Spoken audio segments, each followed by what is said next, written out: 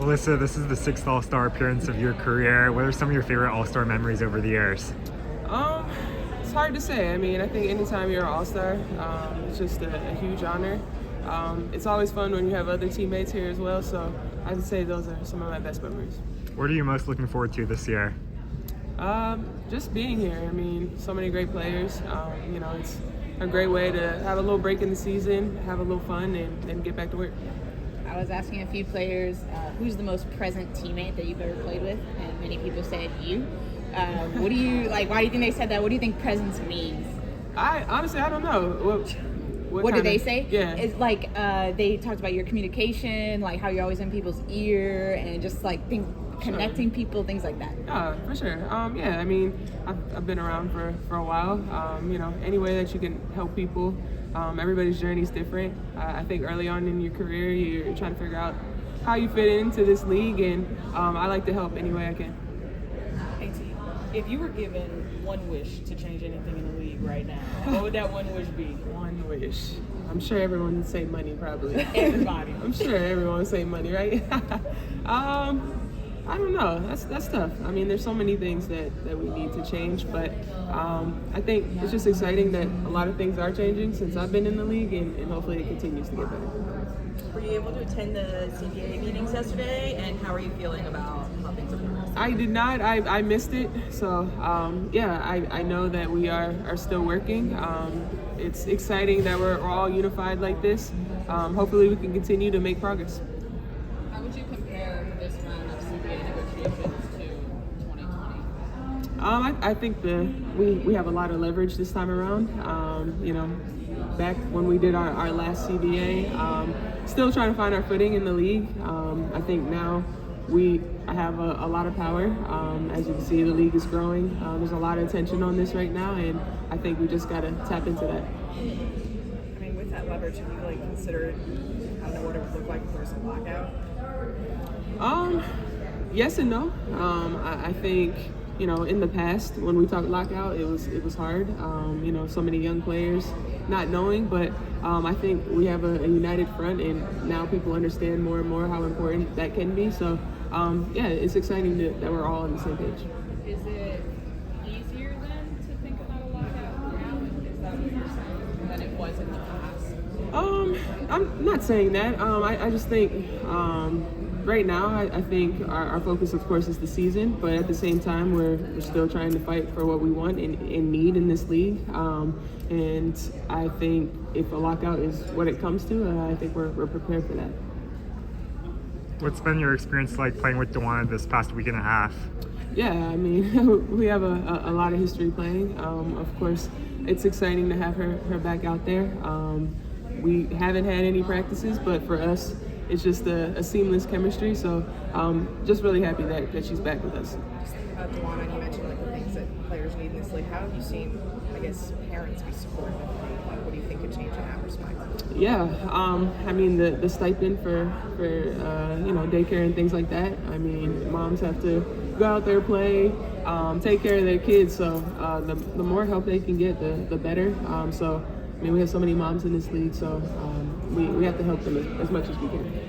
I feel like the league has a responsibility to protect you players from the things that come with more eyes.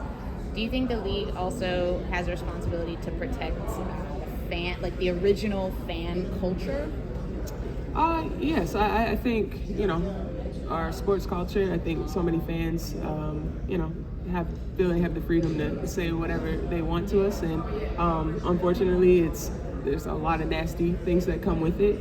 At the end of the day, we're here doing our jobs, and they don't have people coming to their jobs saying these nasty things. So we definitely have to protect the players better.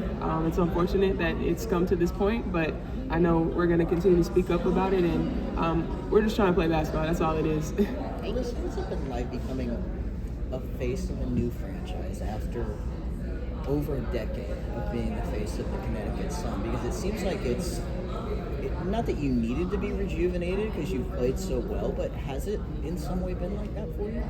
Yes, I would say that. It's been exciting.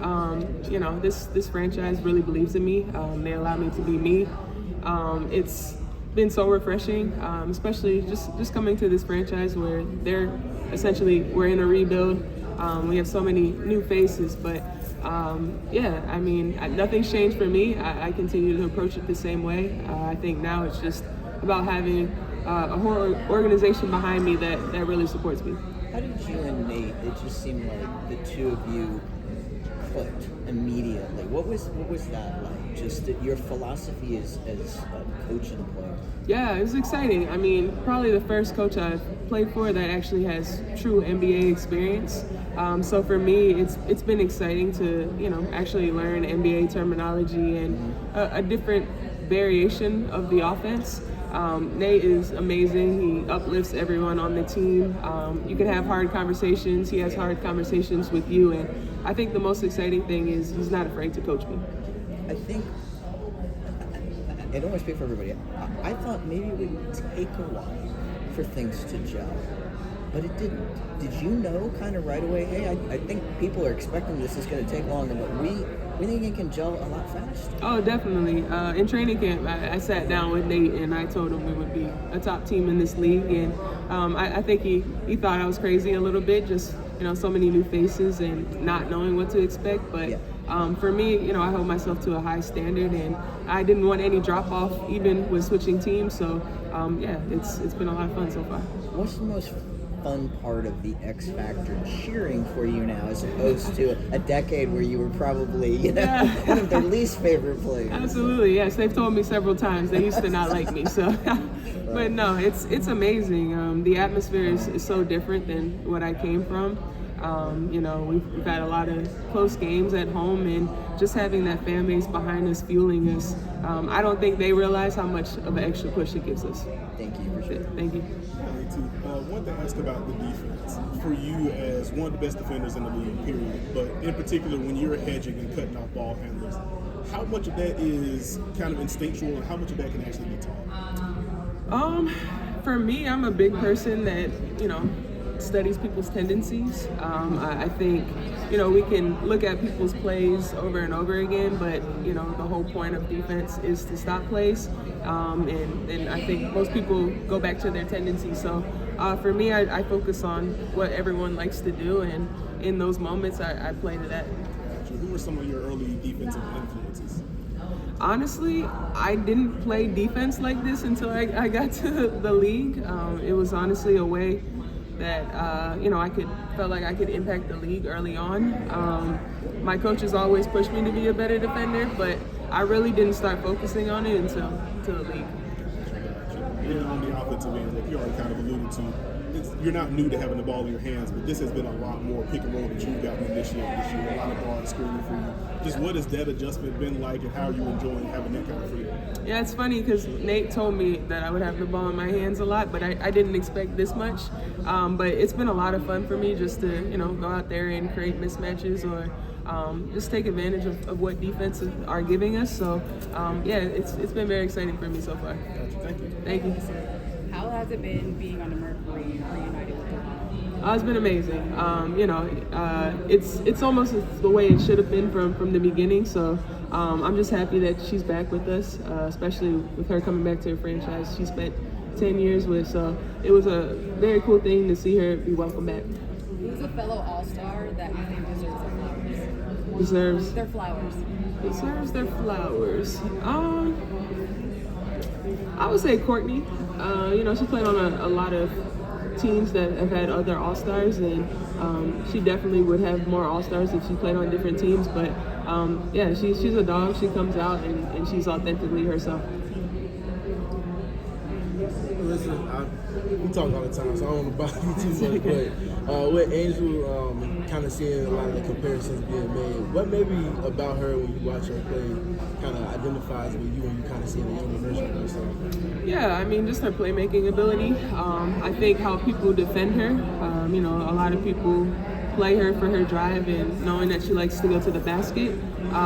She definitely has the intelligence to read the game, and I think the more she plays basketball and reads the game, she'll know how to pick the defense apart.